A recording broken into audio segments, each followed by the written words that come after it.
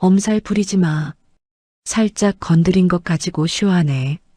다리뼈가 부러져 쓰러진 며느리에게 시어머니는 침을 뱉고 돌아섰습니다. 사흘 뒤 보험금까지 가로챌 이혼 합의서를 든 시댁 식구들이 병실 문을 열자 환자는 사라지고 없었습니다. 돈 한 푼 없는 고아가 어딜 도망가. 시어머니가 악을 쓰자 의사가 말했습니다. 이 병원 소유주가 이서연님이십니다. 3년간 때리고 무시하고 짓밟았던 며느리의 진짜 정체가 드러나고 이 가족은 무너집니다. 오늘의 사연 시작합니다. 오늘도 함께 해주셔서 감사합니다. 구독과 좋아요를 눌러주시면 여러분에게 행운이 가득 찾아올 거예요. 오늘 하루도 행복하고 기쁜 일만 가득하시길 바랍니다. 세상 모든 사연을 정성스레 녹여내서 전하는 꼬순이네입니다. 저희 영상은 실화 바탕의 재구성 또는 창작된 시나리오를 바탕으로 제작되었으며 시각적인 몰입감을 위해 AI 생성 이미지를 활용했습니다. 따뜻한 마음으로 시청해 주시면 감사하겠습니다. 결혼한 지 3년 이서연은 단 하루도 편한 날이 없었습니다. 시어머니 오 여사는 아침마다 서연을 불러 세우고 집안일이 마음에 들지 않으면 어김없이 손바닥으로 뺨을 때렸습니다. 고아 출신이라는 이유 하나로 서연은 이 집에서 사람 대접을 받아본 적이 없었습니다. 야, 이서연, 너 지금 나한테 뭘 가져왔어? 내 눈앞에 내놓은 게 뭐냐고. 오 여사가 거실 소파에 거만하게 비스듬히 앉은 채 서연을 매섭게 노려보며 쏘아붙였습니다. 어머니, 갑자기 그게 무슨 말씀이신지. 제가 뭘 잘못했나요? 서연이 앞치마 끝동을 파르르 떨며 조심스럽게 되물었습니다. 무슨 말씀이냐니? 너 지금 나랑 말장난해? 네가 이 집에 시집 올 때 보따리 하나 제대로 들고 온 게 있어? 돈 한 푼, 이불 한 채 없이 맨몸으로 굴러들어온 주제에 밥값은 해야 할 거 아냐?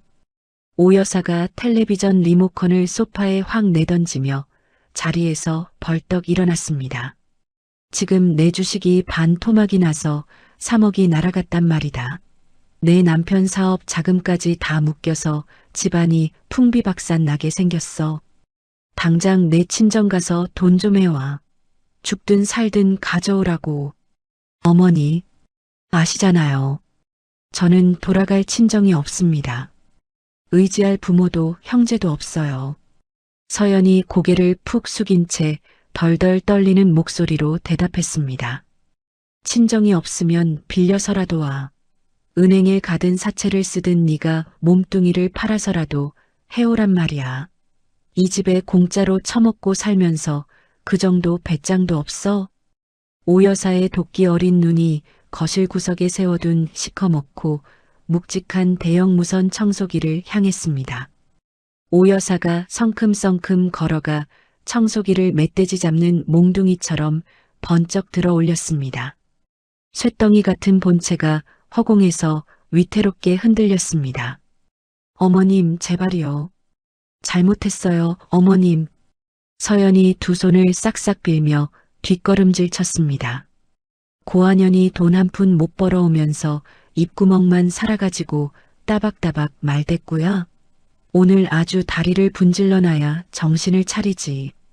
오 여사가 청소기를 서연의 왼쪽 다리를 향해 젖먹던 힘까지 다해 내리쳤습니다. 퍽 하고 뼈가 으스러지는 끔찍한 소리가 거실에 울려 퍼졌습니다. 아! 아! 서연의 비명이 날카롭게 터져 나왔습니다. 서연은 그대로 바닥에 고꾸라져 두 손으로 다리를 감싸쥐었습니다. 뜨거운 눈물이 뺨을 타고 복물 터지듯 쏟아졌습니다. 이것 봐라. 아주 연극배우 나셨네. 살짝 건드린 것 가지고 어디서 쇼를 해? 재수없게 정말.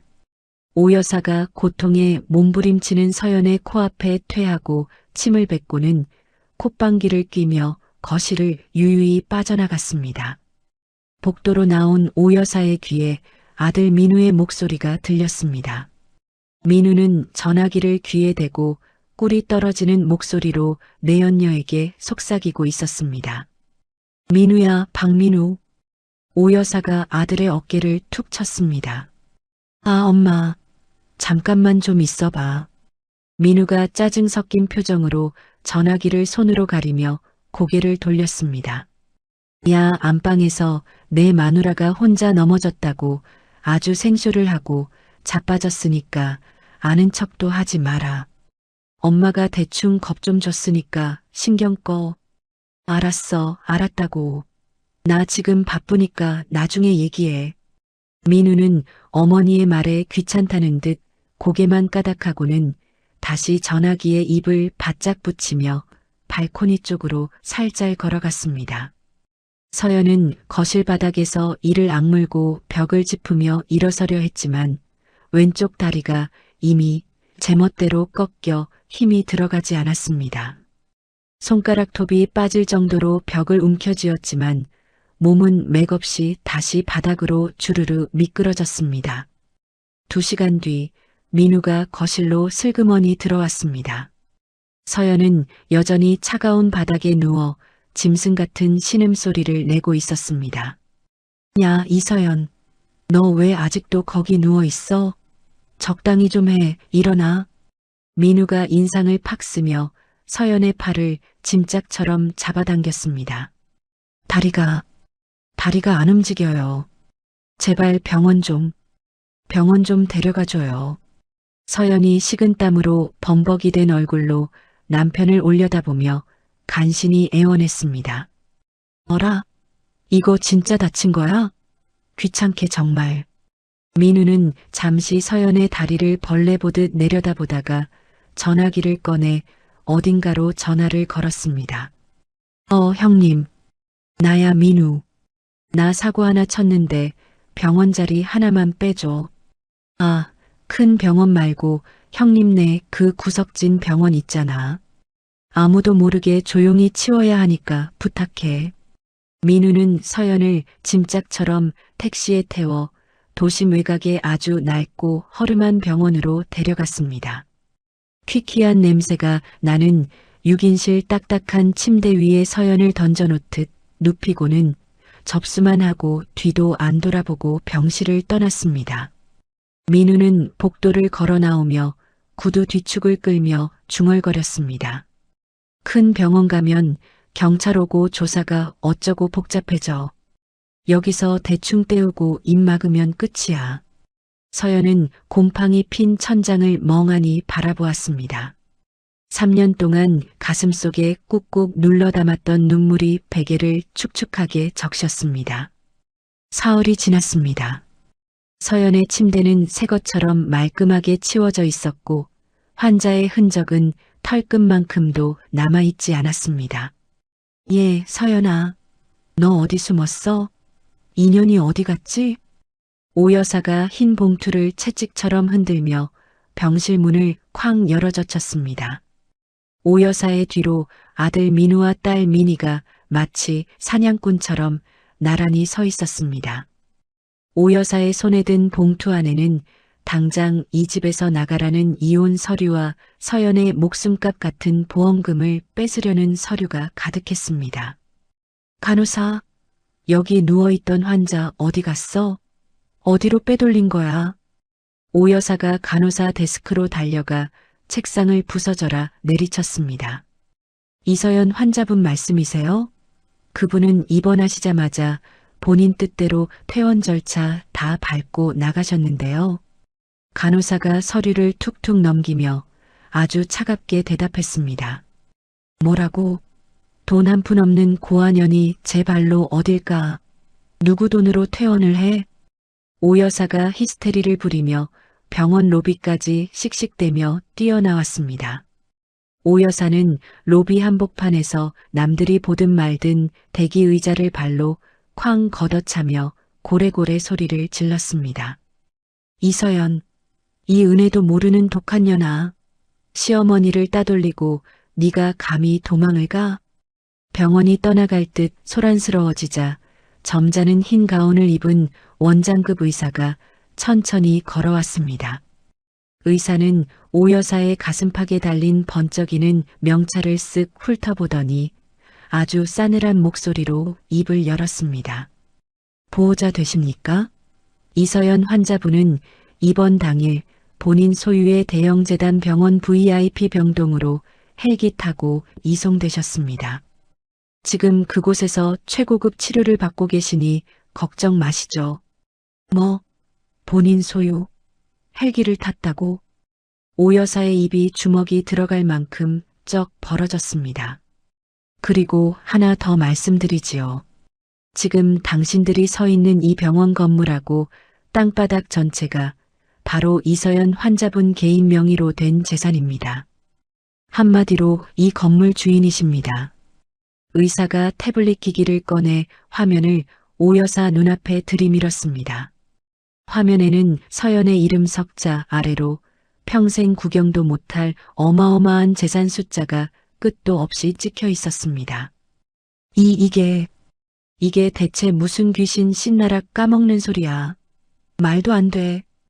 오 여사가 뒷목을 잡으며 의사의 멱살을 잡으려던 찰나 양옆에서 바위덩어리 같은 경호원 2명이 나타나 오 여사의 팔을 꺾어 뒤로 획 돌려버렸습니다. 이거 놓으라고. 내가 누군지 알아? 이거 안 놓아.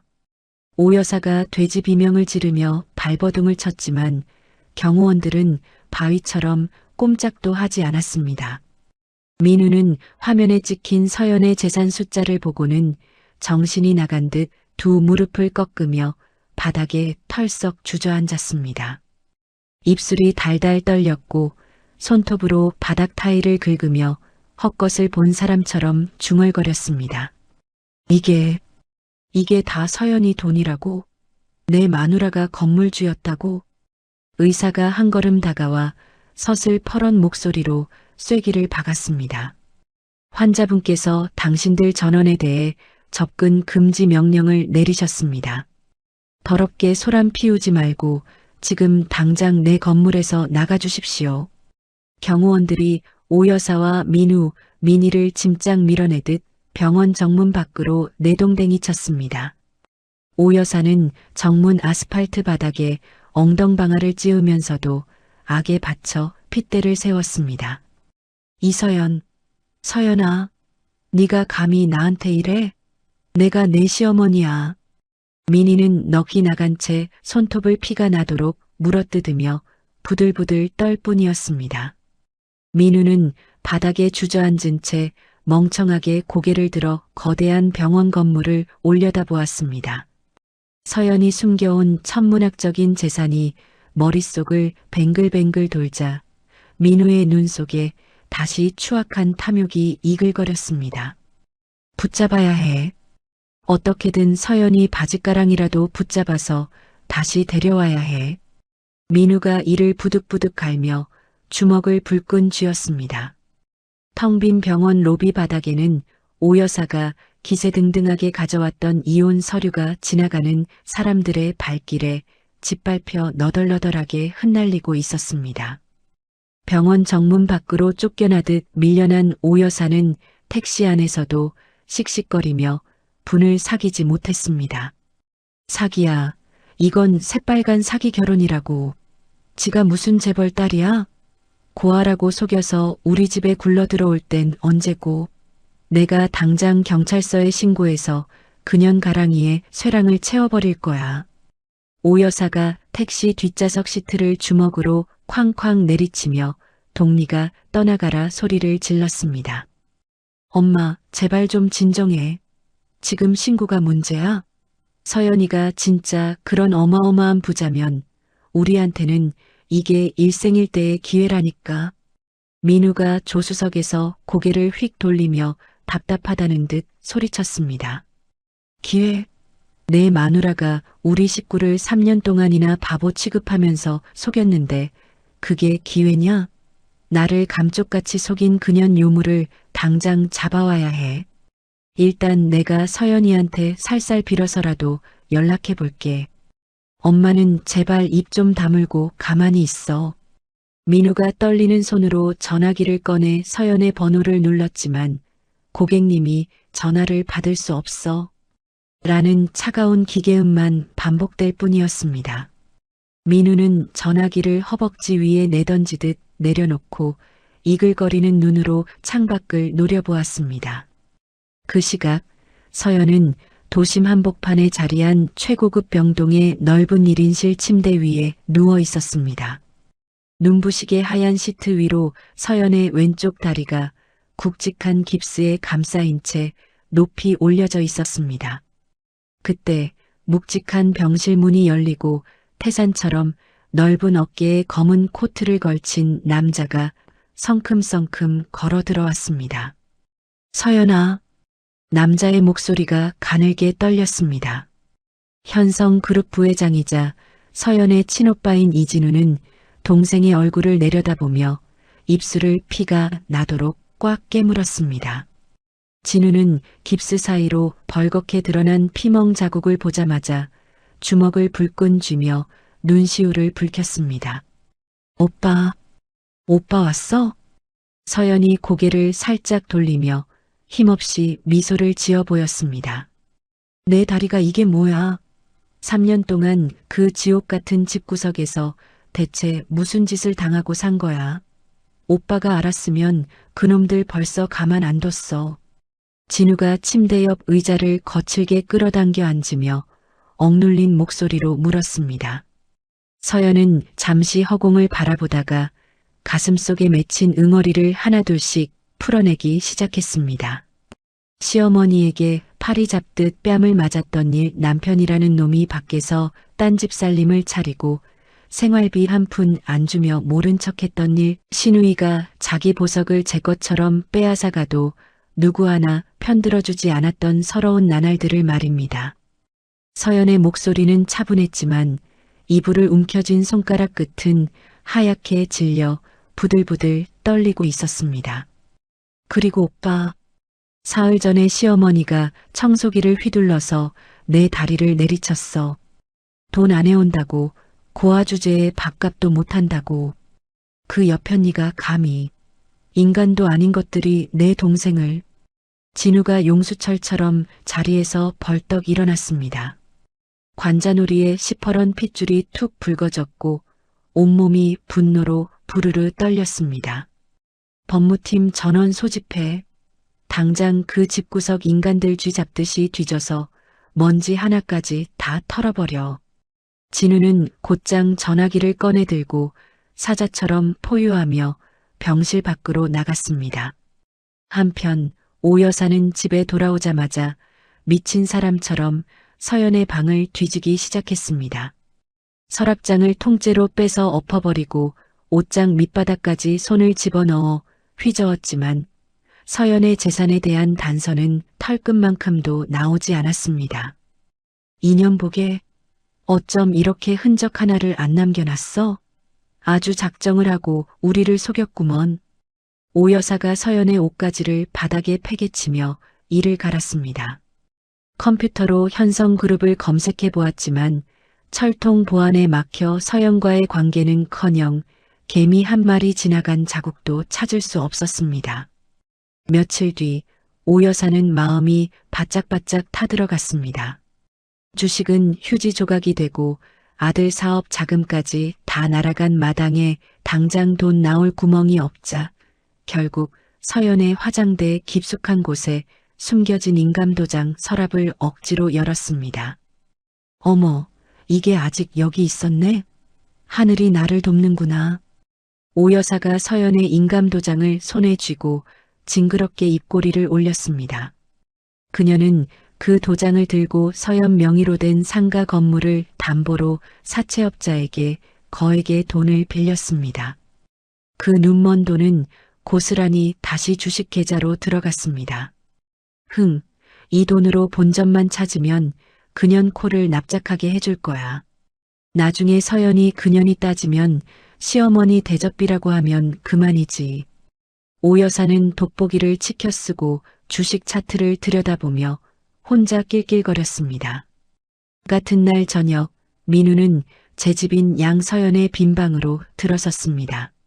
그리고는 옷장에 걸린 서연의 원피스와 코트들을 쓰레기 취급하며 시커먼 비닐봉지에 쑤셔 넣었습니다. 민우의 뒤에는 입술을 새빨갛게 바른 내연녀 지숙이 팔짱을 끼고 서서 콧노래를 불렀습니다. 자기야, 이 방 진짜 넓고 좋다. 이제 여기 내가 써도 되는 거지? 응?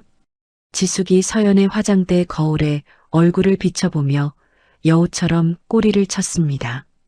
당연하지. 이제 이서연이는 이 집 귀신도 아니야. 내 맘대로 다 써. 민우가 쓰레기 봉투를 질질 끌고 나가며 큰 소리를 쳤습니다.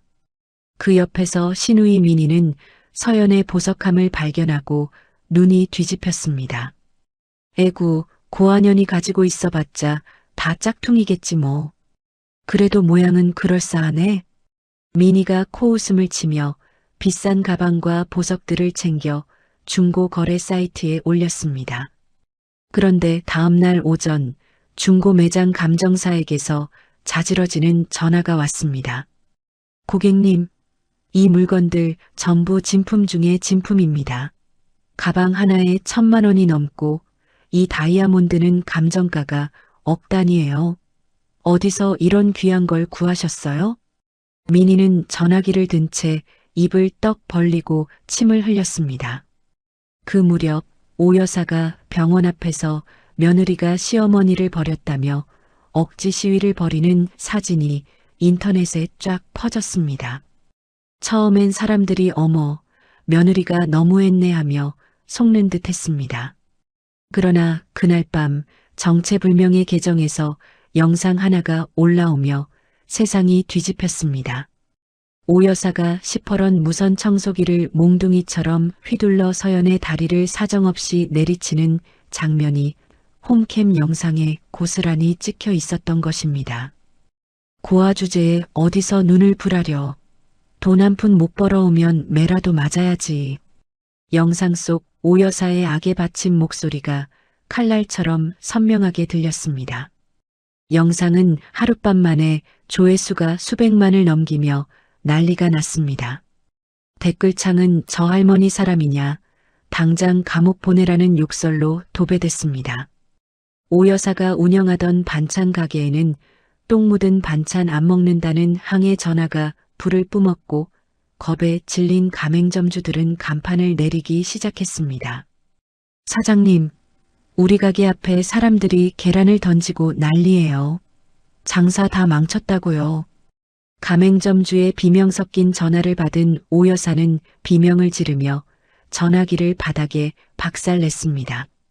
이틀 뒤 민우의 집으로 커다란 서류 봉투 하나가 날아들었습니다. 봉투를 뜯자마자 이혼 소장과 함께 무려 50억 원이라는 입이 떡 벌어지는 위자료 청구서가 튀어나왔습니다. 50억? 이서연 인연이 진짜 미쳤나? 민우가 소장을 걸레처럼 구겨쥐며 안방으로 뛰어들어갔습니다. 엄마, 서연이가 50억 달라고 소송 걸었어. 우리 다 길거리로 나앉게 생겼다고. 뭐야? 그년이 무슨 수로. 증거도 없는 게 어디서 공갈이야, 공갈이. 오 여사가 펄펄 뛰다가 문득 고개를 들었습니다. 그런데 거실 천장 구석 책장 꼭대기에서 아주 작은 렌즈 하나가 번쩍하고 빛나고 있었습니다.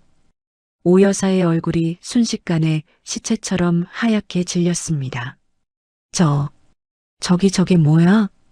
오 여사가 사시나무 떨듯 손가락으로 천장을 가리켰습니다. 홈캠이잖아. 서연이가 우리 몰래 여기다 감시 카메라를 숨겨놨던 거야. 민우가 의자를 밟고 올라가 카메라를 잡아뜯으며 이를 갈았지만 이미 모든 영상은 서연의 손안으로 넘어간 뒤였습니다. 오 여사의 이마에서 팥죽 같은 땀방울이 줄줄 흘러내렸습니다.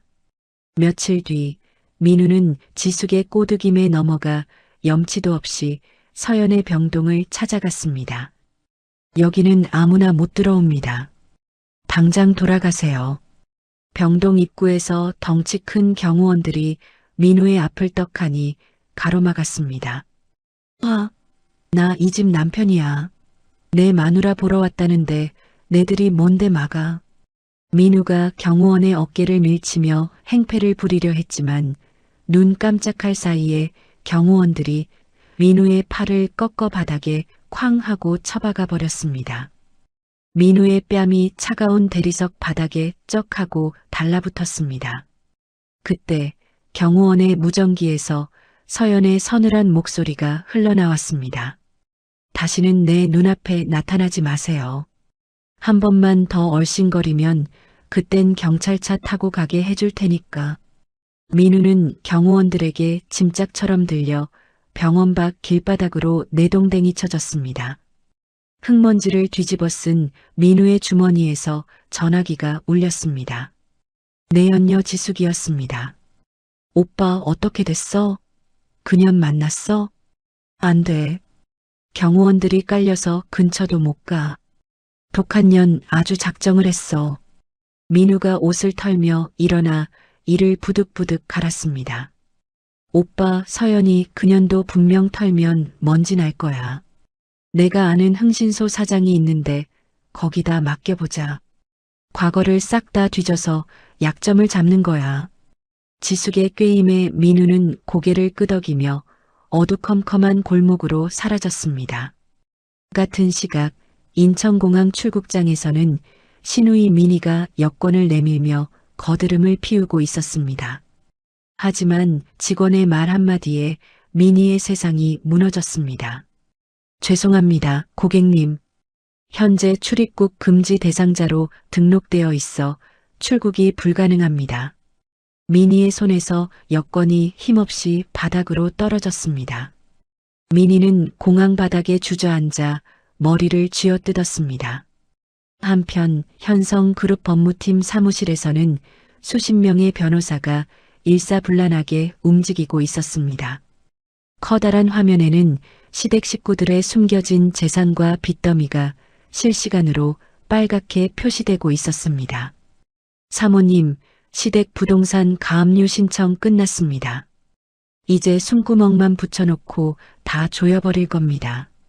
서연은 병상 위에서 그 화면을 무표정하게 내려다보며 차갑게 중얼거렸습니다. 이제 겨우 시작이야. 당신들이 흘릴 눈물은 아직 시작도 안 했어. 민우는 경호원들에게 짐짝처럼 끌려 병원 밖으로 쫓겨나면서 주머니 속 전화기를 벌벌 떨며 꺼내 들었습니다. 화면에 뜬 빨간색 속보 글자가 민우의 눈을 번쩍 뜨게 했습니다. 현성그룹 창업주 가문 가게도 정격 공개. 숨겨진 외동딸 이서연의 실체 확인. 민우는 기사 속에 박힌 서연의 우아한 사진을 넋이 나간 듯 들여다보다가 전화기를 쥔 손에 힘이 풀려 바닥에 떨어뜨릴 뻔했습니다. 진짜였어. 꿈이 아니었어. 내 마누라가 진짜 그 어마어마한 현성그룹 딸이었다고. 민우가 병원 담벼락에 맥없이 등을 기대며 헛웃음을 흘렸습니다. 그 시각 서연의 병실 문을 조심스럽게 노크하는 소리가 들렸습니다. 문이 열리고 은빛 머리카락을 정갈하게 빗어넘긴 노신사가 검은 정장 차림으로 꽃다발을 들고 들어왔습니다. 이서연 씨, 처음 뵙겠습니다. 박정우라고 합니다. 노신사가 정중하게 허리를 숙여 인사했습니다. 서연은 침대에서 상체를 일으키며 눈을 가늘게 떴습니다. 박정우 회장은 오여사 집안과 수십 년 동안 앙숙으로 지내며 사업판에서 피 터지게 싸워온 라이벌 기업의 수장이었습니다. 갑자기 이 늙은이는 무슨 일로 찾아오셨나요? 서연이 날선 눈빛으로 박정우를 바라보며 물었습니다. 단도직입적으로 말씀드리지요. 내가 오여사 그 독한 여편네를 한 방에 보낼 물건을 좀 가지고 왔습니다. 박정호가 안주머니에서 묵직한 갈색 서류 봉투를 꺼내 침대 위에 툭 올려놓았습니다. 이게 뭡니까? 서연이 봉투를 집어들며 물었습니다. 15년 전 서연 씨 부모님이 돌아가신 그 끔찍한 뺑소니 사고 기억하시죠? 그 사고 증거를 돈으로 매수해서 싹둑 잘라먹은 사람이 바로 오 여사입니다. 서연의 손가락이 봉투 위에서 얼음처럼 굳어버렸습니다. 서류를 꺼내 한 장 한 장 넘기던 서연의 눈동자가 금방이라도 튀어나올 듯 커졌습니다. 사고 당시 블랙박스 사진, 오 여사가 사고 현장에서 증거물을 몰래 줍는 장면, 그리고 경찰 기록에서 핵심 증거가 쏙 빠진 내역이 소름 끼치게 정리되어 있었습니다. 왜 이 귀한 걸 저한테 주시는 거죠? 서연이 서류에서 눈을 떼지 못한 채 낮은 목소리로 물었습니다. 오 여사와 나는 20년 왼수입니다. 그 여자가 지옥불에 떨어지는 걸 보고 싶은 건 서연 씨만이 아니거든. 박정우가 병실 창밖을 보며 씁쓸하게 말했습니다. 나를 사냥개로 이용하시겠다는 건가요? 이용이라 해도 좋고 협력이라 해도 좋습니다. 다만 이 서류가 가짜인지 진짜인지는 서연 씨가 더 잘 아실 테지. 박정우가 고개를 짧게 숙이고 병실을 나갔습니다. 서연은 서류를 가슴팍에 꼭 껴안고 천장을 바라보았습니다. 부모님의 사고가 단순한 운이 아니었다는 생각에 심장이 터질 듯이 뛰었습니다. 서연은 이를 악물고 전화기를 집어들었습니다. 오빠 나야. 지금 당장 병실로 와줘. 세상 천지에 이런 일이 있어. 30분 뒤 오빠 진우가 들이닥쳤습니다. 서연은 박정우가 두고 간 서류를 오빠에게 넘겼습니다. 진우는 서류를 읽어 내려가다가 손등에 핏줄이 터질 듯이 종이를 구겨 쥐었습니다. 우리 엄마 아빠를 죽게 만든 사고에 그 여편이가 끼어 있었다고? 짐승만도 못한 것들. 아직 끝난 게 아니야. 오빠 나 이제 단순히 이혼 서류에 도장 찍는 걸로 안 끝내. 그 집구석 씨를 말려버릴 거야.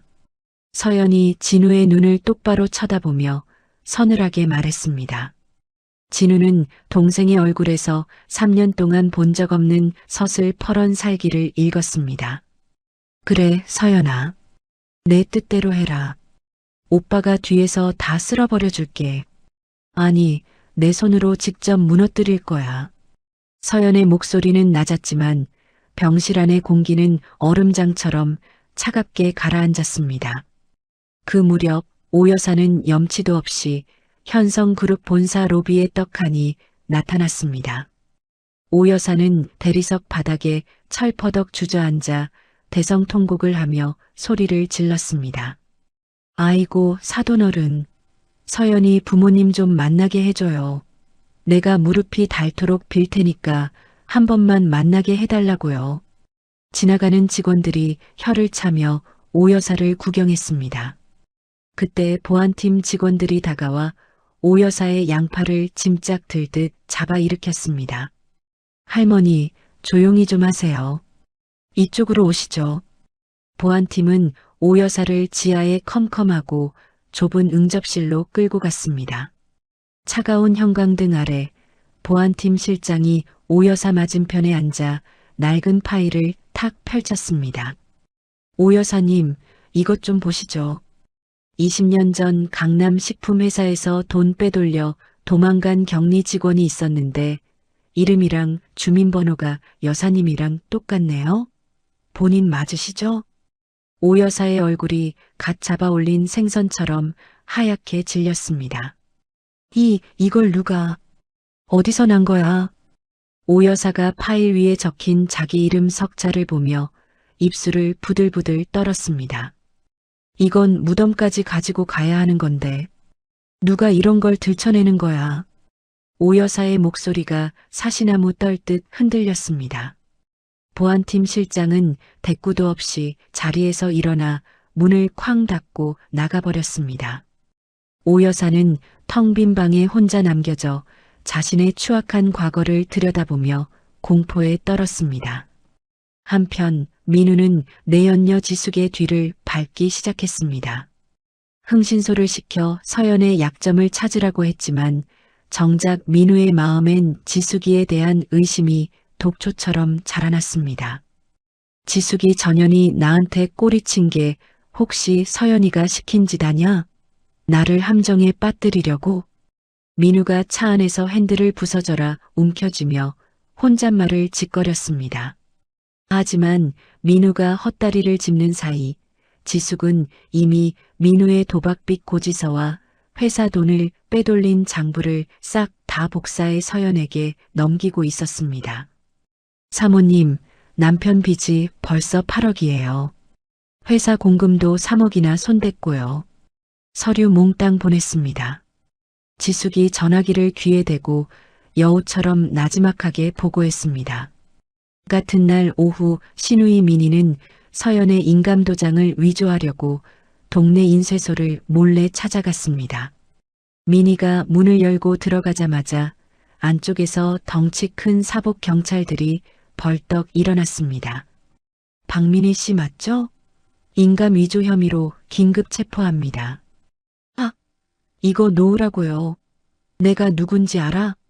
민희의 가느다란 손목에 차가운 수갑이 철컥 채워졌습니다. 민희는 길바닥으로 끌려나가며 발버둥을 쳤지만 경찰차 문은 사정없이 닫혀버렸습니다. 오 여사는 딸이 잡혀갔다는 소식에 눈이 뒤집혀 서연에게 전화를 걸었습니다. 서연아, 너 진짜 독하다 독해. 네가 인간이면 어떻게 신우이한테 경찰을 보내니? 어머니, 민희가 남의 도장을 위조하려다 잡힌 거예요. 죄가 없으면 판사 앞에서 따지세요. 서연이 아주 차분한 목소리로 대꾸했습니다. 이 고아년이 감히 시어머니한테. 어머니가 내 다리를 부러뜨린 그날 우리 인연은 지옥으로 떨어진 거예요. 다시는 전화하지 마세요. 서연이 매정하게 전화를 끊어버렸습니다. 오 여사는 전화기를 붙잡고 바닥에 풀썩 주저앉았습니다. 다음 날 아침 오 여사의 반찬 회사 앞은 지옥이 따로 없었습니다. 가맹점주 수십 명이 몰려와서 소리를 질러댔습니다.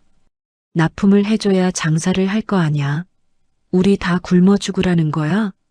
현성 유통이 모든 재료 납품을 뚝 끊어버리자 전국의 반찬 가게가 마비된 것이었습니다. 오 여사는 사무실 안에서 손톱을 피가 나도록 물어뜯었습니다. 그때 책상 위로 서류 봉투 하나가 툭 배달되었습니다.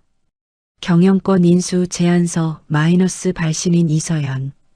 오 여사는 서류를 읽다가 종이를 갈기갈기 찢으며 이를 갈았습니다. 이게 처음부터 덫이었어. 그년이 나를 말려 죽이려고 작정을 했구나. 같은 시각 서연은 박 회장에게 받은 자료를 방송국에 싹 넘겼습니다. 저녁 뉴스에 유명 반찬 프랜차이즈 썩은 식재료 사용이라는 폭로 기사가 터졌고 오 여사의 전화기는 항해 전화로 불이 났습니다. 민우는 지숙을 다그치려고 그녀의 아파트로 쳐들어갔습니다. 아, 너 서연이 끈아풀이지? 대답해. 민우가 현관문을 발로 쾅 찼지만 문이 열리자마자 덩치 큰 경호원들이 민우의 가슴팍을 팍 밀쳐냈습니다. 민우는 복도 바닥에 나뒹굴었고 경호원들은 민우를 쓰레기 치우듯 건물 밖으로 내던졌습니다. 다음 날 현성 그룹 법무팀장이 오 여사를 직접 찾아갔습니다. 24시간 드립니다. 서명 안 하시면 여태껏 저지른 범죄 증거 몽땅 검찰에 넘깁니다. 법무팀장이 시계를 툭툭 치며 말했습니다. 오 여사는 서류에 적힌 자신의 죄목들을 보며 눈앞이 캄캄해졌습니다. 횡령, 폭행, 증거 은닉. 오 여사의 눈에서 팥죽 같은 눈물이 뚝뚝 떨어졌습니다. 내가 왜? 내가 어쩌다 이렇게 된 거야?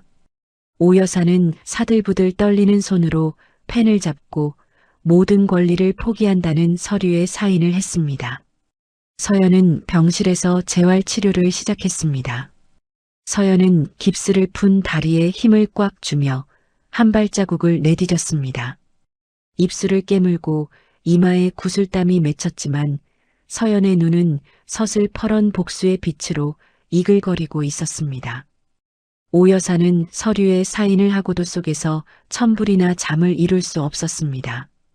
새벽까지 거실을 짐승처럼 서성이던 오 여사는 장롱 깊숙이 숨겨뒀던 낡은 전화번호부를 꺼냈습니다. 손가락이 멈춘 곳에는 박태만이라는 세 글자가 적혀 있었습니다. 여보세요. 태만 씨? 나야, 민우 엄마. 오 여사가 사시나무 떨듯 전화를 걸었습니다.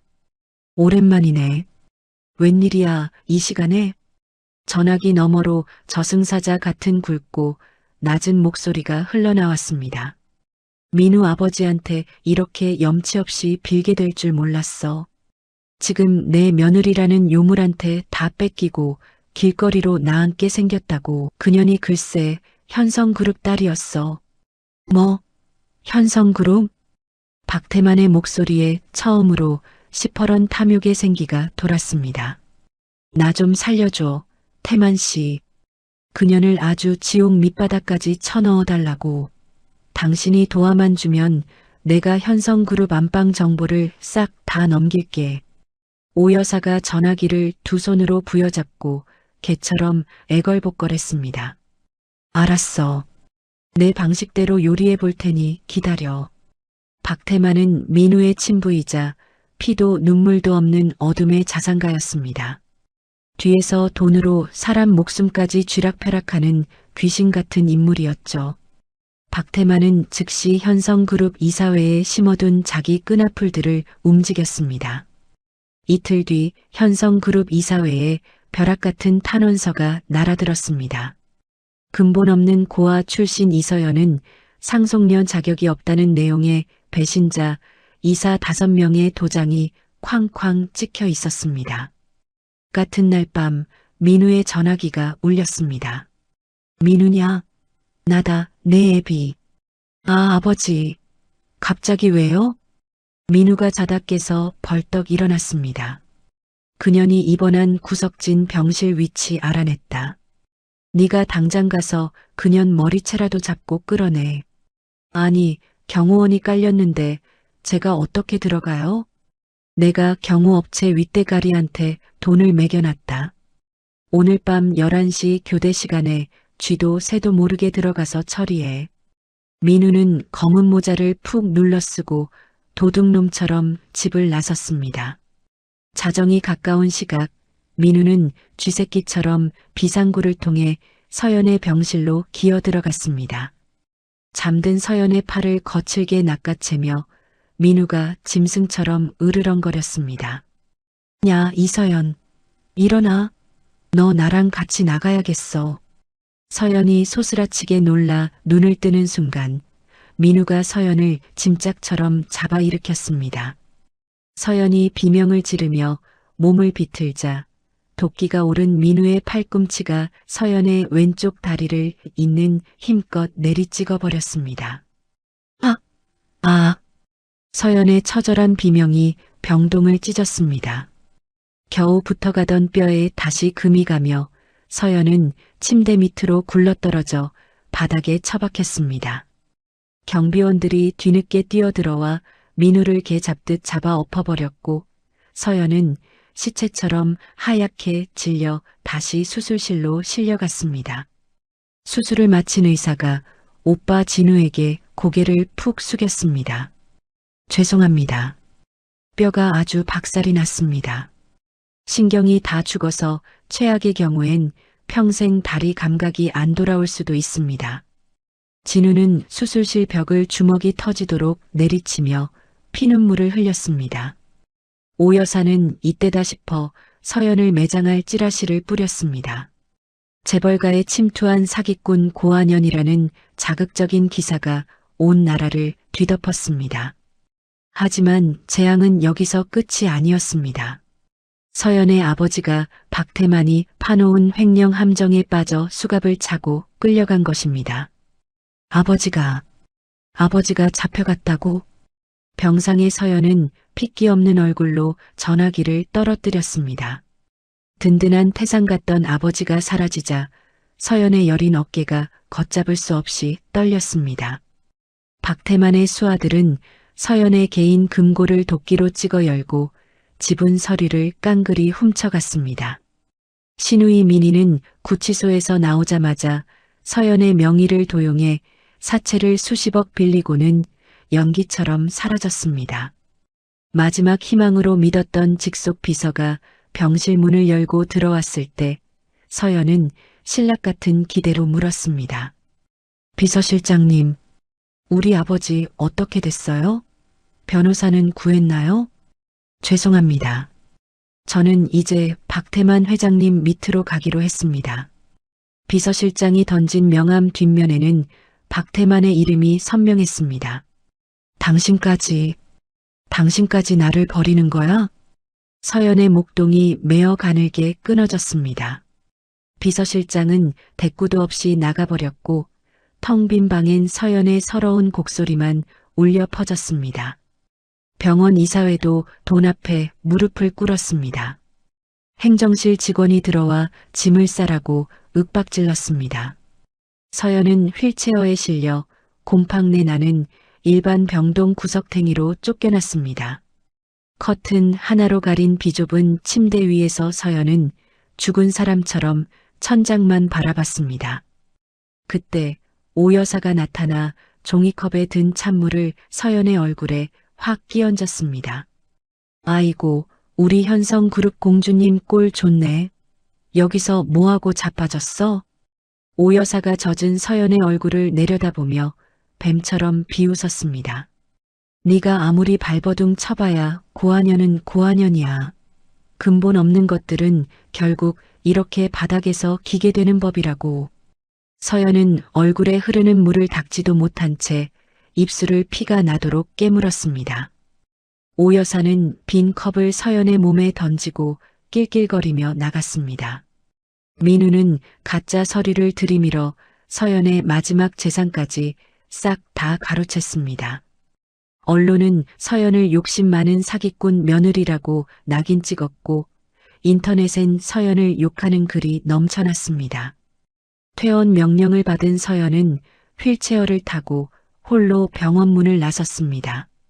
장대비가 서연의 몸을 사정없이 때렸지만 우산 하나 씌워줄 사람이 없었습니다. 서연은 비를 맞으며 15년 전 부모님이 돌아가신 그 사고 현장으로 기어갔습니다. 차가운 아스팔트 바닥에 휠체어에서 굴러떨어진 서연은 빗물을 마시며 눈을 감았습니다. 같은 시각 민우는 내연녀 지숙과 함께 최고급 호텔에서 스테이크를 썰며 와인을 마셨습니다. 지수가 이제 이서연이는 끝났다. 오늘 기사 봤지? 속이 다 시원하다. 오 여사는 서연의 짐을 정리하다가 서연 어머니의 유품인 금목걸이를 찾아냈습니다. 그리고는 가위로 그 목걸이를 싹둑 잘라 쓰레기통에 처박아 버렸습니다. 고아년 유품 따위가 어디 우리 집구석에 있어. 박태만은 현성그룹 회장 자리에 앉아 서연의 사진을 다 불태우라고 명령했습니다. 빗물이 눈으로 흘러들어가고 입술이 시퍼렇게 질린 서연은 아스팔트 위에서 죽음을 기다리고 있었습니다. 그때 주머니 속 낡은 폴더폰이 직마이너스하고 울렸습니다. 선생님, 저 강도훈입니다. 선생님이 보내주신 장학금으로 드디어 변호사가 됐습니다. 선생님, 어디 계세요? 제가 지금 가겠습니다. 서연은 빗물 섞인 눈물을 흘리며 화면을 읽고 또 읽었습니다. 그 따뜻한 한마디에 죽어가던 서연의 심장이 다시금 요동치기 시작했습니다. 하늘이 뚫린 듯 빗줄기가 점점 거세졌습니다. 차가운 교차로 바닥에 누운 서연의 몸 위로 구정물이 고이고 손에 쥔 낡은 폴더폰 화면은 빗방울에 젖어 글씨조차 보이지 않았습니다. 그때 누군가의 묵직한 발소리가 빗소리를 뚫고 다가왔습니다. 검은 우산을 든 젊은 남자가 서연의 앞에 무릎을 꿇더니 자기 몸은 다 젖으면서도 우산을 서연 쪽으로 정성껏 기울였습니다. 선생님, 저예요. 강도훈입니다. 서연이 빗물에 젖은 눈을 간신히 떠서 올려다보았습니다.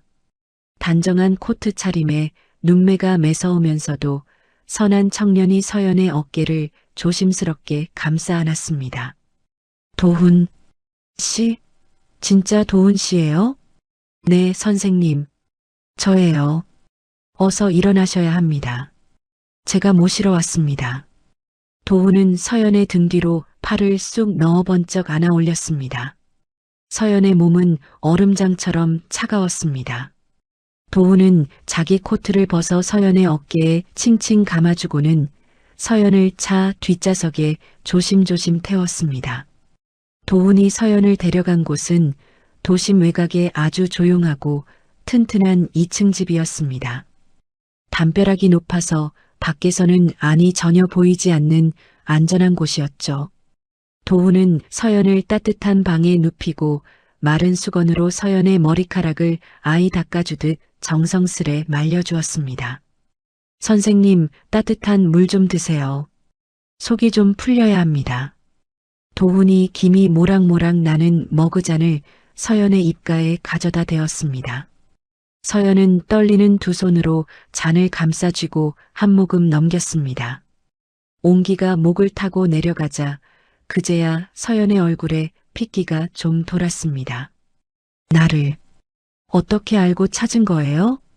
뉴스에서 선생님 소식 보고 피눈물이 났습니다.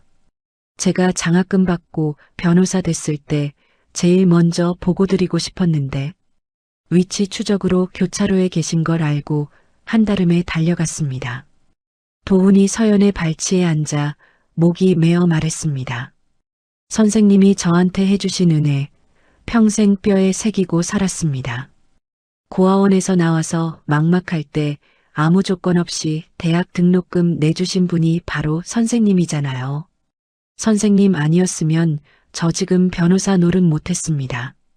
그건 벌써 옛날 일인데. 옛날 일이라뇨? 저한테는 생명의 은인입니다. 선생님, 지금 당하고 계신 일 제가 싹 다 원래대로 돌려놓겠습니다. 그놈들 법의 이름으로 아주 박살을 내버릴 거예요. 도훈의 눈에서 불꽃이 튀었습니다. 서연은 도훈의 든든한 얼굴을 보며 처음으로 안도의 눈물을 흘렸습니다. 다음 날부터 도훈은 잠도 안 자고 서연의 사건을 파헤쳤습니다. 거실 바닥에 서류를 쫙 펼쳐놓고 시댁 식구들 돈줄을 쥐 잡듯이 뒤졌습니다. 사흘째 되는 날 새벽 도훈이 서류 더미 속에서 눈을 번쩍 뜨며 서연을 불렀습니다. 선생님, 이것 좀 보세요. 드디어 꼬리가 잡혔습니다. 서연이 휠체어를 밀고 거실로 나오자 도훈이 오 여사의 비밀 장부를 가리켰습니다. 이 계좌로 들어온 돈, 이게 다 박태만이가 보낸 비자금입니다. 오 여사가 그 인간 검은 돈을 세탁해주는 빨래판 노릇을 하고 있었어요. 서연이 그 계좌 내역을 손가락으로 짚으며 눈을 서슬퍼렇게 떴습니다. 이거라면 오 여사하고 박태만 두 인간을 한 줄에 엮어서 지옥으로 보낼 수 있겠네. 그럼요. 한 놈도 못 빠져나가게 꽁꽁 묶어버릴 겁니다. 그날 오후 도훈의 전화기가 울렸습니다. 민우의 내연녀인 척 연기하던 지숙이었습니다. 도훈 씨, 나예요. 민우 그 바보가 훔쳐간 지분 서류. 그거 내가 가짜로 바꿔치기 했어요. 진짜 서류는 내가 금고에 꽁꽁 숨겨놨으니 걱정 마요. 지숙은 사실 도훈이 서연의 복수를 돕기 위해 시댁에 미리 심어놓은 스파이였습니다. 서연은 그 소리를 듣고는 처음으로 차가운 미소를 지었습니다. 민우 씨가 훔쳐간 게 가짜라면 현성그룹 내 지분은 아직 내 손에 있다는 거네? 맞습니다. 그리고 선생님, 아버님이 체포되신 거 사실은 선생님이랑 짜고 치신 고도의 전략 맞죠? 서연이 고개를 작게 끄덕이며 입을 열었습니다. 맞아요. 아버지가 일부러 잡혀 들어가 주신 거예요. 그래야 박태만이 방심하고 제 발로 꼬리를 드러낼 테니까요. 내가 아주 폭삭 망한 것처럼 보여야 그놈들이 제멋대로 날뛸 거 아닙니까? 서연의 눈빛은 빗물에 젖어 울던 여자가 아니었습니다. 복수의 칼을 갈고 있는 현성그룹의 여주인이었습니다.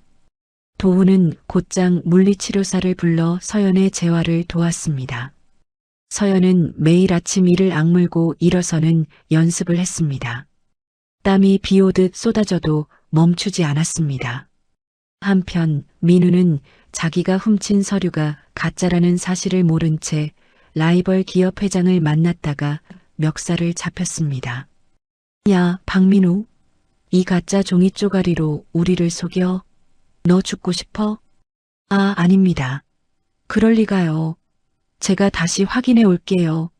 민우는 사색이 되어 도망쳐 나와서는 오 여사에게 전화를 걸어 돈을 내놓으라고 발악을 했습니다. 하지만 오 여사도 사정이 딱하긴 마찬가지였습니다. 돈이 어딨어? 서연이 그년 자산이 법원에서 꽁꽁 묶였다잖아. 인출도 안 된대. 도훈이 미리 법적 조치를 다 해놓은 덕분에 시댁 식구들은 이제 땡전 한 푼 없는 거지 신세가 되어가고 있었습니다. 재활 20일째 되는 날 서연은 도훈의 팔을 잡고 침대에서 일어났습니다. 다리에 힘을 꽉 주자 발바닥에 바닥의 감촉이 느껴졌습니다. 서연의 눈에 기쁨의 눈물이 맺혔습니다. 도훈 씨, 나 걸을 수 있어요. 내 발로 설 수 있다고요. 네, 선생님. 이제 다시는 넘어지지 않게 제가 지켜드릴게요. 도훈은 서연에게 또 다른 서류를 내밀었습니다. 15년 전 사고 현장에서 오 여사가 증거물을 몰래 줍는 대시캠 영상이었습니다. 서연은 화면을 멈추고 주먹을 꽉 쥐었습니다. 부모님 사고를 덮은 게 바로 저 옆였네였어. 내 다리를 부러뜨린 걸로 모자라 우리 부모님 인생까지 훔쳐갔단 말이지? 선생님, 이제 이 영상 하나면 오 여사를 감옥에 영원히 쳐넣을 수 있습니다. 이혼이 아니라 형무소로 보내버립시다. 서연은 도훈이 준비해준 고급 정장을 갖춰 입고 거울 앞에 섰습니다. 거울 속 서연은 이제 시댁에서 구박받던 불쌍한 며느리가 아니었습니다. 당당하고 서슬퍼런 여장부의 모습이었습니다. 도훈 씨 가요. 이제 내가 받은 대로 돌려줄 시간이니까. 서연은 자신을 쫓아냈던 병원 로비를 다시 찾아갔습니다. 휠체어 없이 자신의 두 다리로 대리석 바닥을 또각또각 소리내며 힘차게 걸었습니다.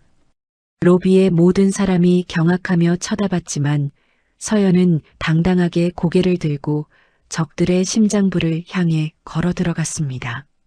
하늘 높은 줄 모르고 기세등등하던 오 여사의 환갑 잔칫날이 밝았습니다.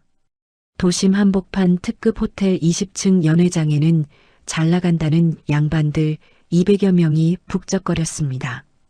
오 여사는 번쩍거리는 금색 자수가 놓인 한복을 쫙 빼입고 입구에 서서 입이 귀에 걸리도록 웃으며 손님을 맞았습니다.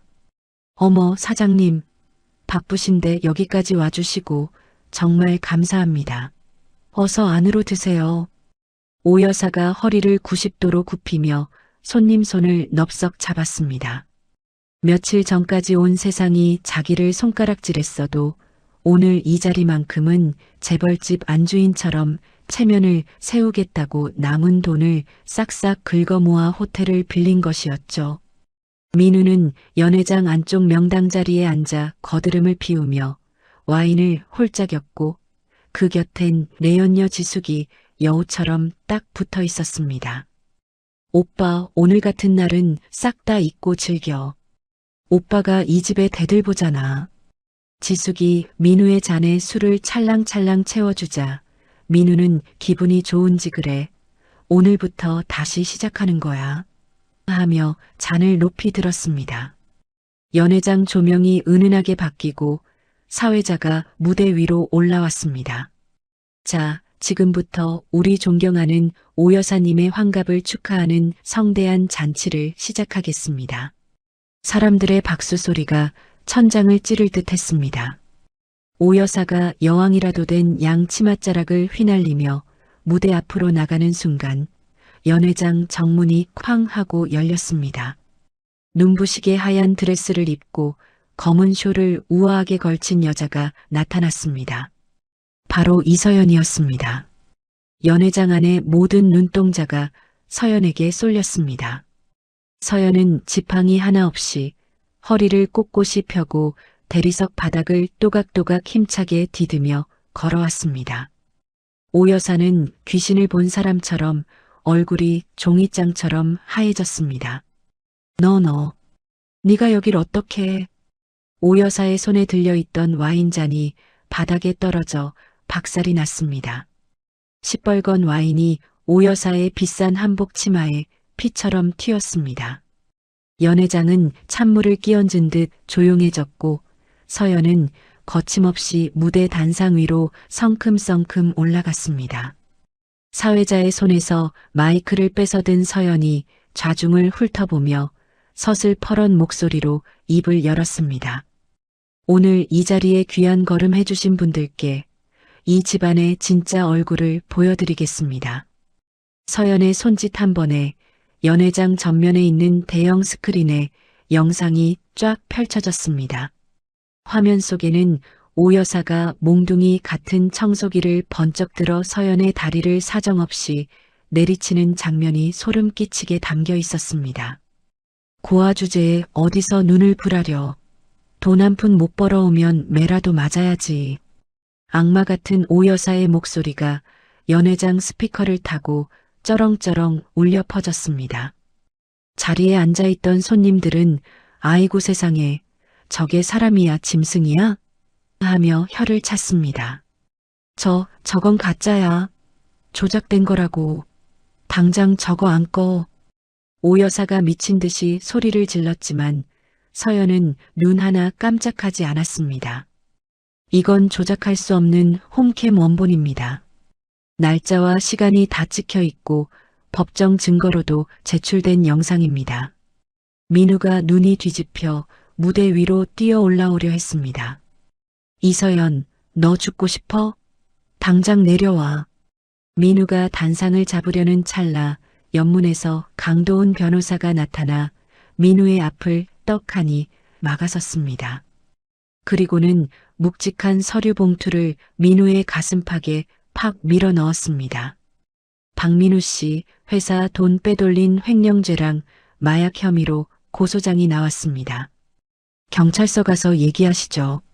민우는 그 소리에 다리에 힘이 풀려 주저앉았고 서류 봉투는 바닥에 볼품없이 흩어졌습니다. 서연은 단상에서 내려와 테이블마다 서류를 한 장씩 뿌렸습니다. 이건 오여산의 반찬 공장 실태입니다. 썩은 재료를 씻어서 다시 쓰고 쥐가 다니는 곳에서 음식을 만든 현장 사진들이죠. 이래도 이 집 음식을 드시겠습니까? 손님들은 서류를 보자마자 더러워서 못 있겠네 하며 자리에서 벌떡 일어났습니다. 그때 정문으로 경찰들과 식약처 직원들이 들이닥쳤습니다. 오 여사님, 폭행이랑 식품위생법 위반 혐의로 체포합니다. 같이 가시죠. 못 가. 내가 왜 가. 오늘 내 잔칫날이라고. 오 여사가 식탁볼을 부여잡고 바닥을 굴렀지만 경찰들은 사정없이 수갑을 채웠습니다. 신우이 미니가 뒷문으로 몰래 도망치려다 경호원들에게 머리채를 잡히듯 붙잡혔고 도훈이 보석을 훔쳐판 영상을 보여주자 그 자리에서 기절해버렸습니다. 서연은 마지막으로 오 여사의 코앞에 종이 한 장을 던졌습니다. 어머니, 이 집 경매로 넘어갔어요. 제가 낙찰받았으니 감옥 다녀오셔도 갈 데 없을 겁니다. 오 여사는 그 소리에 넋이 나가 입을 벌린 채 거품을 물었습니다. 민우는 겁에 질려 지숙을 찾았지만 지숙은 이미 서연의 옆에 서서 차갑게 비웃고 있었습니다. 오빠 미안해서 어쩌지? 나 처음부터 서연 씨 사람이었어. 오빠가 준 비자금 장부 내가 다 넘겼어. 민우는 하늘이 무너지는 기분에 벽에 머리를 찌우며 통곡했습니다. 연회장에 왔던 손님들은 에이, 퇴 하고 침을 뱉으며 썰물처럼 빠져나갔습니다. 10분 뒤 오 여사는 들것에 실려 구급차가 아닌 시커먼 경찰차 뒷좌석에 쳐넣어졌습니다. 호텔 앞은 취재진의 카메라 불빛으로 번쩍거렸고 오 여사의 추락은 전 국민의 구경거리가 됐습니다. 도훈은 그날 밤으로 서연에 묶여있던 돈을 싹 다 풀어냈습니다. 서연은 당당하게 현성그룹 대표이사 자리에 앉아 임명장을 거머쥐었습니다. 한편 민우는 길바닥으로 쫓겨나 사채업자들의 협박 전화에 몸을 떨며 어두운 골목으로 숨어들었습니다. 서연은 호텔 로비를 당당히 걸어 나왔습니다. 부러졌던 왼쪽 다리로 바닥을 힘차게 디딜 때마다 승리의 종소리 같은 구두 소리가 울려 퍼졌습니다. 검은 리무진에 올라탄 서연에게 도훈이 태블릿을 내밀었습니다. 이제 마지막 하나 남았습니다. 박태만입니다. 서연은 화면 속 박태만의 얼굴을 서늘하게 노려보며 고개를 끄덕였습니다.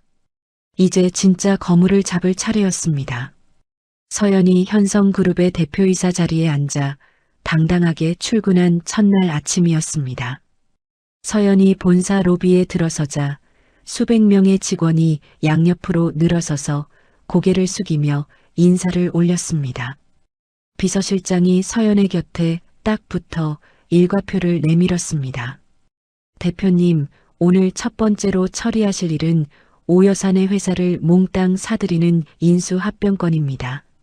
서연은 일과표를 쓱 훑어보고는 서슬퍼런 목소리로 대답했습니다. 지체할 것 없어요. 지금 당장 시작하죠. 서연은 회의실에 들어가자마자 시댁 식구들이 목숨처럼 아끼던 사업체들을 현성그룹 밑으로 집어삼키는 서류의 도장을 쾅쾅 찍었습니다. 반찬 공장이며 식재료 회사며 오 여사의 이름표가 붙은 건 이제 하나도 남지 않았습니다. 서연은 도장을 내려놓자마자 공장을 아예 없애버리라는 명령을 내렸습니다. 그 지저분한 공장, 이번 주 안에 싹 다 밀어버리세요. 그리고 그 자리에 갈 곳 없는 사람들을 돕는 서연 나눔센터를 세울 겁니다. 오 여사의 공장이 굴착기에 찍혀 무너지는 날 현성그룹 본사 앞에 웬 거지 같은 남자가 나타났습니다. 바로 남편이었던 민우였습니다. 양복은 걸레처럼 구겨졌고 얼굴은 해골처럼 푹 패여 있었습니다. 사채업자 두 놈이 민우의 팔을 비틀어 잡고 있었습니다. 서연아, 나 좀 살려줘. 이 사람들이 나를 죽인다고 난리야. 민우가 정문 바닥에 넙죽 엎어져 이마를 찌으며 울부짖었습니다. 서연은 사무실 유리창 너머로 그 꼴을 가만히 내려다봤습니다. 도훈 씨, 민우 씨 빚이 총 얼마죠? 사채랑 도박빚 합쳐서 11억 정도 됩니다. 도훈이 옆에서 서류를 넘기며 대답했습니다. 그 빚 제가 다 사겠어요. 돈을 갚아주는 게 아니라 이제 민우 씨 목숨줄을 내가 쥐겠다는 뜻입니다. 사흘 뒤 민우는 청천벽력 같은 소리를 들었습니다. 이제 사채업자가 아니라 전 부인이었던 서연이가 자기의 주인이 되었다는 소식이었죠. 민우는 전화기를 쥔 채 바닥에 주저앉아 사르르 떨었습니다. 서연은 곧장 오 여사가 갇힌 구치소를 찾아갔습니다. 유리창 너머로 마주 앉은 오 여사는 열흘 만에 폭삭 늙어 꼬부랑 할머니가 다 돼 있었습니다. 서연아, 나 좀 여기서 꺼내다오. 무서워 죽겠다, 응? 오 여사가 유리창에 손을 대고 빌었지만 서연은 가방에서 종이 한 장을 꺼내 보여줬습니다. 오 여사가 그렇게 탐내던 회사의 주식 증서였습니다. 어머니, 이거 갖고 싶어서 제 다리까지 부러뜨리셨죠? 서연은 오 여사의 눈앞에서 그 증서를 찍 찢어버렸습니다. 안 돼. 그거 찢지 마. 내 돈이야. 오 여사가 유리를 쾅쾅 두드리며 비명을 질렀지만 서연은 뒤도 안 돌아보고 우아하게 걸어 나갔습니다. 그 뒤로 서연은 시댁이 몰래 숨겨둔 비자금 5천억 원을 싹 다 찾아내서 불쌍한 아이들을 위한 장학금으로 내놨습니다. 세상 사람들은 서연을 보고 하늘이 내린 천사라며 칭송이 자자했습니다. 궁지에 몰린 민우는 결국 제 발로 경찰서를 찾아가 엄마인 오 여사의 죄를 낱낱이 풀어버렸습니다. 우리 엄마가 서연이 부모님 사고 낼 때 증거를 훔쳤습니다. 제가 다 봤어요. 제발 나 좀 살려주세요. 자식한테 배신당한 오 여사는 이제 살인교사 죄까지 뒤집어 쓰게 생겼습니다. 어느 금요일 저녁 서연은 회사 꼭대기층에서 화려한 잔치를 열었습니다. 도훈이 웃으며 샴페인 잔을 건넸습니다. 선생님, 정말 축하드립니다. 이제 다 왔네요. 도훈 씨 아니었으면 꿈도 못 꿀 일이었어요. 고마워요. 두 사람이 잔을 부딪히며 기쁨을 나누던 그때 서연의 주머니에서 핸드폰이 진동했습니다. 모르는 번호로 온 영상 하나를 틀자마자 서연의 얼굴이 굳어버렸습니다. 화면 속에는 병실에 누워 계신 서연의 아버지 곁에 박태만이 서 있었습니다. 박태만의 손이 아버지의 산소호흡기 줄을 만지작거리고 있었습니다. 이서연, 내일까지 회장 자리 내놔. 안 그러면 내 애비 숨통을 내가 직접 끊어버리겠다. 서연의 손에서 샴페인 잔이 힘없이 떨어져 바닥에 쏟아졌습니다. 도훈이 서둘러 서연의 어깨를 붙잡았습니다. 선생님, 정신 차리세요. 박태만이가 발악하는 건 이제 끝이 보인다는 증거입니다. 아버지가 위험해요. 그때 내연녀 지숙이 떠나기 전 서연에게 마지막 선물을 보냈습니다. 박태만이 돈을 숨겨둔 비밀 금고의 암호였습니다. 서연은 그 암호를 이용해 박태만이 나라 돈을 빼돌린 어마어마한 비리 장부를 싹 다 손에 넣었습니다. 서연은 눈을 서슬퍼렇게 뜨고 차에 올라탔습니다. 박태만 사무실로 가주세요. 내 손으로 직접 그 인간의 숨통을 조여버릴 테니까. 밤 안개를 가르며 서연의 차가 박태만을 향해 무섭게 달리기 시작했습니다. 박태만의 사무실은 강남 한복판, 하늘을 찌를 듯한 50층 빌딩 꼭대기에 있었습니다. 서연과 도훈이 로비에 도착하자마자 박태만의 비서가 기다렸다는 듯 길을 막아섰습니다. 이서연 대표님, 회장님이 위에서 목을 빼고 기다리고 계십니다. 어서 올라가시죠. 전용 엘리베이터 안에서 서연은 도훈과 눈을 마주쳤습니다. 도훈이 서연의 손을 살짝 잡아주며 작게 고개를 끄덕였습니다. 엘리베이터 문이 열리자 서울 시내 야경이 한눈에 들어오는 넓은 방 한가운데 박태만이 가죽 의자에 거만하게 앉아 있었습니다. 왔구나. 이리 와서 앉아. 박태만이 턱짓으로 소파를 가리켰지만 서연은 사무실 한가운데 말뚝처럼 서서 박태만을 쏘아보았습니다. 앉으러 온 거 아닙니다. 우리 아버지 산소호흡기 줄 잡고 협박 영상 보낸 거 당신이죠?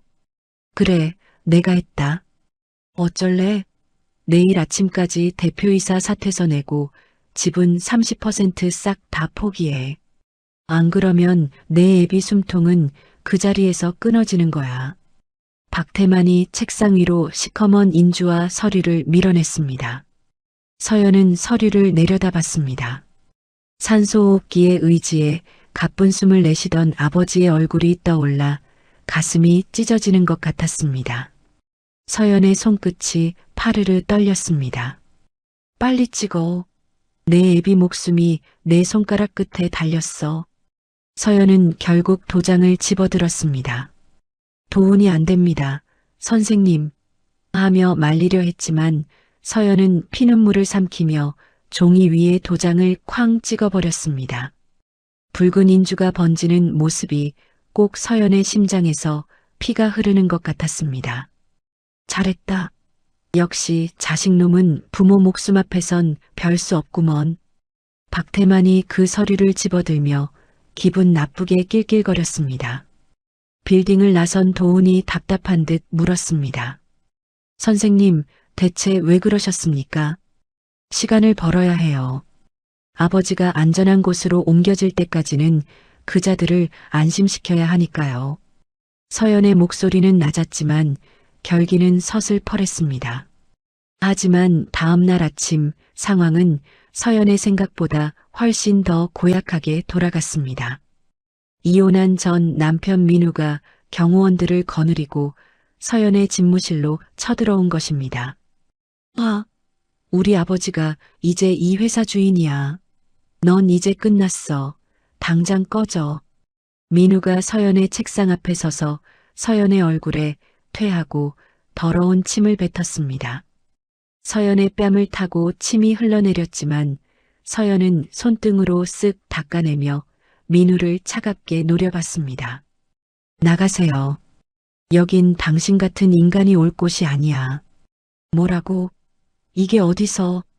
민우가 서연의 책상 위 서류들을 몽땅 바닥으로 쓸어버리며 행패를 부렸습니다. 서연은 집무실에서 쫓겨나 복도에서 주먹을 꽉 쥐고 서 있을 수밖에 없었습니다. 그날 밤 도훈에게도 날벼락이 떨어졌습니다. 박태만이 과거 기록을 조작해서 도훈을 뇌물받은 범죄자로 몰아 경찰에 넘겨버린 것입니다. 서연의 유일한 방패였던 도훈이 수갑을 차고 끌려가자 서연은 눈앞이 캄캄해졌습니다. 설상가상으로 아버지가 계신 병동에 불이 났다는 소식이 들려왔습니다. 서연은 미친 듯이 병원으로 달려갔습니다. 검은 연기가 솟구치는 병동 안으로 소방관들의 재질을 뿌리치고 서연이 뛰어들어갔습니다. 연기 속에서 아버지를 발견하고 등에 업으려는 찰나 천장에서 불붙은 자재가 서연의 왼쪽 다리를 덮쳤습니다. 서연은 비명을 지르면서도 아버지를 놓지 않았습니다. 화상을 입은 다리를 끌며 아버지를 안고 복도를 기어 나왔습니다. 다행히 아버지는 구했지만 서연은 다시 한번 휠체어 신세를 지게 됐습니다. 불을 지른 범인은 놀랍게도 감옥에서 잠깐 풀려난 오 여사였습니다. 오 여사는 라이터를 들고 병원 주차장에서 붙잡혔습니다. 악재는 거기서 멈추지 않았습니다. 박태만은 서연의 고아원 동기들까지 돈으로 사서 서연이는 어릴 때부터 도둑질하던 애였다는 가짜 뉴스를 퍼뜨렸습니다. 서연의 집 앞엔 기자들이 구름처럼 몰려와 달걀을 던졌고 서연의 어깨엔 노란 달걀 노른자가 터져 흘러내렸습니다. 이서연 대표, 고아원 시절 도둑질했다는 게 사실입니까? 당장 사퇴하세요. 서연은 아무 말 없이 고개를 숙이고 차에 올라탔습니다. 그날 밤 민우가 서연의 방까지 쳐들어와 헛소리를 짓거렸습니다.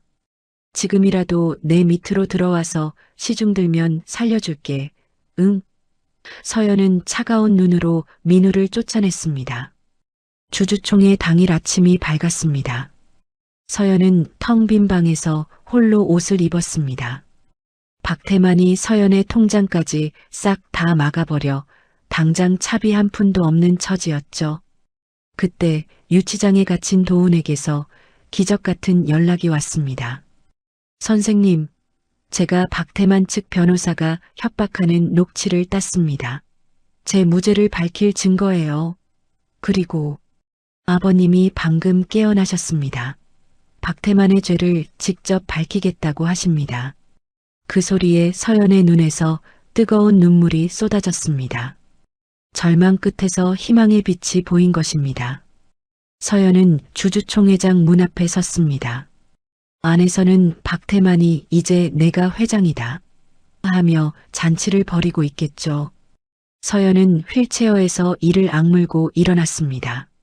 화상 입은 다리가 찢어질 듯 아팠지만 서연은 당당하게 두 발로 서서 주주총회장 문을 박차고 들어갔습니다. 이 주주총회 무효입니다. 서연의 사자 후에 수백 명의 시선이 집중됐습니다.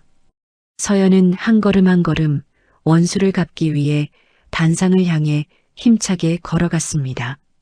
단상 위에 우뚝 선 서연이 마이크 앞에 섰습니다. 주주총회장을 가득 메운 수백 명의 주주와 기자들이 서연의 입술만 뚫어지게 쳐다보고 있었죠. 단상 바로 앞 첫째 줄에는 박태만이 팔짱을 떡하니 끼고 앉아 서연을 잡아먹을 듯 노려보고 있었습니다. 이서연 대표, 너 오늘 회장 자리 내놓겠다고 온 거 아냐? 잔말 말고 사퇴서나 읽어. 박태만이 아나무인으로 소리를 빽 질렀습니다. 서연은 박태만을 싸늘하게 한번 훑어보더니 마이크에 입을 가져다 댔습니다. 오늘 이 자리에 계신 분들께 박태만 회장의 진짜 얼굴을 보여드리겠습니다. 서연의 손짓 한 번에 대형 스크린이 번쩍하며 켜졌습니다. 거기엔 박태만이 나라 돈을 빼돌려 제 주머니를 채운 시커먼 장부들이 빼곡히 나타났습니다. 지금 보시는 건 박태만 회장이 국가 예산을 횡령해서 해외로 빼돌린 2,300억 원의 비자금 내역입니다. 30개가 넘는 가짜 통장을 만들어 돈 세탁을 했더군요.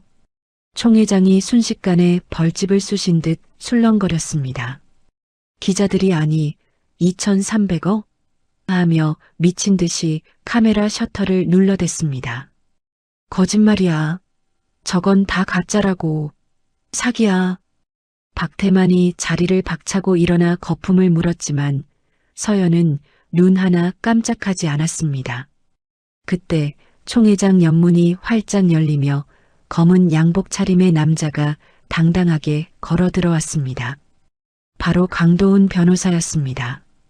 얼굴엔 아직 멍자국이 가시지 않았지만 눈빛만은 호랑이처럼 매서웠습니다. 강도훈 변호사, 무죄로 풀려나 법정 대리인으로 이 자리에 섰습니다. 도훈이 태블릿을 들고 단상으로 올라와 재생 버튼을 눌렀습니다. 화면 속에는 어두운 병실에서 박태만이 서연 아버지의 산소호흡 기줄을 만지작거리며 낄낄거리는 소름 끼치는 영상이 흘러나왔습니다. 이 늙은이 숨통만 끊으면 서연이 그녀는 끝이야. 박태만의 악마 같은 목소리가 스피커를 타고 울려 퍼지자 주주들이 자리에서 벌떡 일어나 소리를 질렀습니다. 저 인간 당장 끌어내. 저게 사람이야, 살인마지. 박태만은 얼굴이 잿빛이 되어 옆에 앉은 아들 민우의 팔을 잡고 도망치려 했습니다. 민우야, 빨리 나가자. 여긴 끝났어.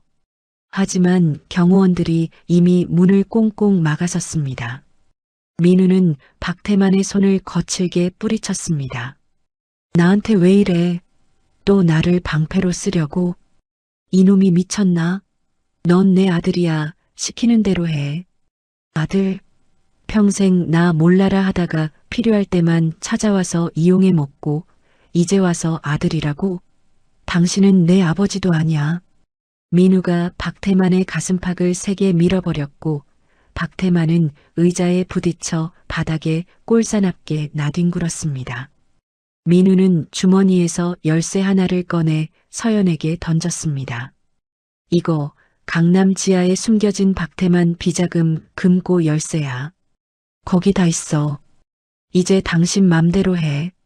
그때 정문이 열리며 경찰들이 들이닥쳤습니다. 박태만 씨, 횡령이랑 살인미수 혐의로 긴급 체포합니다. 박태만의 양손에 차가운 수갑이 철컥 채워졌습니다. 박태만이 질질 끌려나가면서도 악을 썼지만 서연은 단상 위에서 차갑게 쏘아붙였습니다. 당신의 세상은 끝났습니다. 수사관들이 민우에게도 수갑을 채웠습니다. 민우는 이제 다 포기한 듯 고개를 푹 숙였습니다. 그때 총회장 뒷문으로 오 여사가 경찰에 붙잡혀 들어왔습니다. 불을 지른 죄로 다시 체포된 오 여사는 서연을 보자마자 바닥을 기며 매달렸습니다. 서연아, 우리 민우는 살려줘. 다 내가 시킨 거야. 민우는 죄가 없어. 서연은 자기 바짓가랑이를 잡고 우는 오 여사를 서늘하게 내려다봤습니다. 어머니, 어머니가 민우 씨를 이렇게 망치신 거예요. 어머니가 가르친 대로 아들이 벌을 받는 겁니다. 서연은 매정하게 돌아섰고 오 여사는 통곡을 하며 끌려나갔습니다.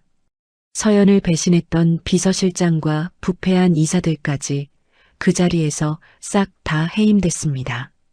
주주들의 박수 소리가 연회장을 가득 메웠습니다.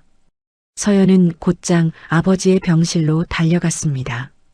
기적적으로 눈을 뜨신 아버지가 서연을 보고 떨리는 손을 내밀었습니다. 서연은 아버지 손등에 얼굴을 묻고 목 놓아 울었습니다. 아버지, 다 끝났어요. 우리가 이겼어요. 뭐냐? 장하다, 우리 딸. 민우는 감옥에서 제 발버둥을 쳐봤지만 지숙이 제출한 증거들 때문에 빠져나갈 구멍이 없었습니다. 신우이 민희도 법정에서 징역 5년을 선고받고 끌려갔습니다. 최종 재판날 판사의 준엄한 목소리가 들렸습니다. 오 여사는 무기징역, 박태만은 종신형, 민우는 징역 20년. 서연은 법원 정문을 나섰습니다. 수백 명의 기자가 달려들자 서연이 단단한 목소리로 말했습니다. 진실은 절대 부러지지 않습니다. 계단 아래에서 도훈이 서연을 기다리고 있었습니다. 두 사람은 손을 꼭 잡고 맑게 갠 하늘을 올려다보았습니다. 서연은 마음속으로 돌아가신 부모님께 조용히 속삭였습니다. 엄마, 아빠, 이제 정말 다 끝났어요. 편히 쉬세요. 어느덧 1년이라는 세월이 흘렀습니다.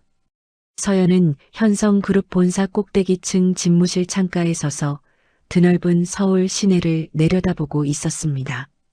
책상 위에는 세계 100대 기업 선정이라는 금빛 통지서가 놓여 있었고 그 옆 경제지 표지에는 서연이 대한민국에서 가장 영향력 있는 여성으로 당당하게 실려 있었습니다.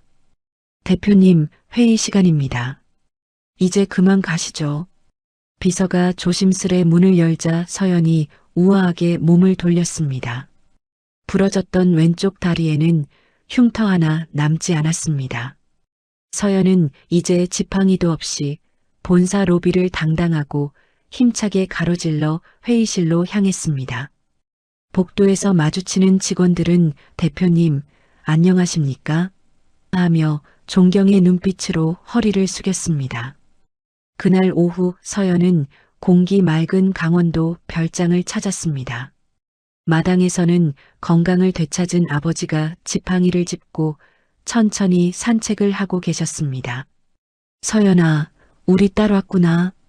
아버지, 얼굴이 훨씬 좋아지셨어요. 이제 정말 걱정 안 해도 되겠는데요?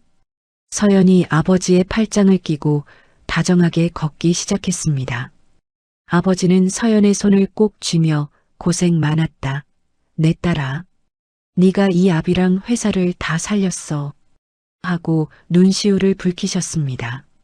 서연은 아버지의 든든한 어깨에 머리를 기대고 불어오는 산바람을 맞으며 참으로 오랜만에 평화로운 시간을 보냈습니다.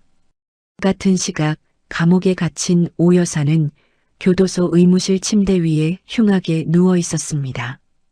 당뇨 합병증으로 왼쪽 다리가 시커멓게 썩어 들어가고 있었지만 면회 오는 사람은 개미 한 마리 없었습니다. 할머니, 다리를 잘라내야 살 수 있어요. 이미 늦어서 방법이 없습니다. 의사의 말에 오 여사는 넋이 나간 눈으로 천장만 바라봤습니다. 면회. 진짜 아무도 안 왔나? 우리 아들 민우는? 아무도 없습니다. 혼자예요. 의사가 매정하게 나가버리자 오 여사는 텅 빈 방에서 이불을 부여잡고 피눈물을 흘렸습니다. 남의 다리를 분질러 놓더니 정작 제 다리를 잘라내게 생긴 끔찍한 인과응보였습니다. 아들 민우도 교도소 안에서 고달픈 신세였습니다. 감옥 안에서 싸움이 붙어 다리가 부러졌는데 치료를 제때 못 받아 뼈가 제멋대로 붙어버린 것이죠. 민우는 운동 시간마다 한쪽 다리를 심하게 절뚝거리며 운동장을 돌았습니다. 3년 전 자기가 서연의 다리를 박살냈던 그날이 민우의 가슴을 칼로 도려내듯 후벼 팠습니다. 박태만은 아예 말문을 닫아버렸습니다. 감옥에서 전 재산을 뺏기고 나니 충격으로 실어증이 온 것이죠. 숟가락 하나도 제 손으로 쥐지 못해 바닥에 밥을 흘려도 누구 하나 챙겨주는 사람 없이 독방 구석에서 짐승처럼 웅크려 지냈습니다. 신우이였던 민희는 형기를 마치고 세상 밖으로 나왔지만 마중 나온 사람은 단 한 명도 없었습니다. 민희는 이름도 바꾸고 식당 뒷문을 두드려 설거지 일자리를 구했습니다.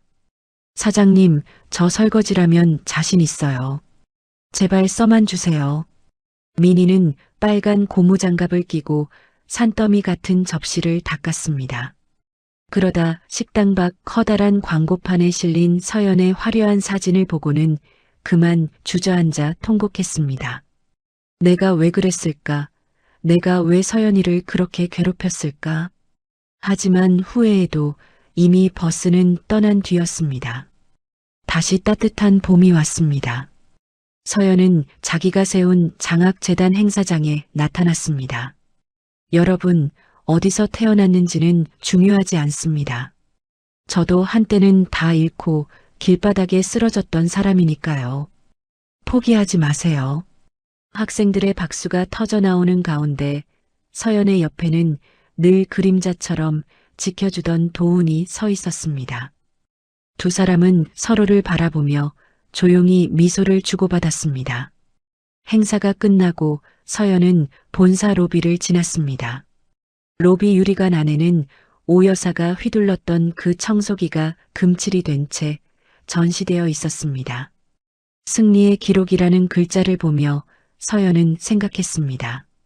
그 아팠던 사흘간의 병실 생활이 지금의 단단한 나를 만들었다고 말이죠. 며칠 뒤 도훈이 서연을 처음 걸음마 연습시켰던 그 골목으로 불렀습니다. 도훈은 주머니에서 반짝이는 반지를 꺼내 서연 앞에 무릎을 꿇었습니다. 선생님, 아니 서연 씨, 평생 내 옆에서 함께 걸어주시겠습니까? 서연은 눈물이 그렁그렁해진 채 도훈의 손을 잡아 일으켰습니다. 같이 걸어요, 도훈 씨. 우리 이제 다시는 넘어지지 말아요. 두 사람은 화려한 결혼식 대신 그 돈을 몽땅 고아원 아이들 난방비로 보냈습니다. 전국에서 고맙다는 편지가 산더미처럼 배달됐고 서연은 그 편지들을 읽으며 세상에서 가장 행복한 웃음을 지었습니다. 현성그룹은 이제 대한민국에서 가장 일하기 좋은 회사가 됐습니다. 직원들을 제 자식처럼 아끼는 서연의 마음이 온 나라에 소문이 난 것이죠. 어느 저녁 서연과 도훈은 석양이 붉게 물든 바닷가를 거닐었습니다. 서연의 발자국이 모래 위에 또렷하게 남았습니다. 도훈 씨, 고마워요. 내 옆에 있어줘서. 도훈은 아무 말 없이 서연의 손을 꽉 쥐었습니다. 두 사람의 그림자가 석양을 등지고 길게 이어졌고 모래 위에는 나란히 걷는 두 사람의 발자국 두 줄이 끝도 없이 새겨졌습니다.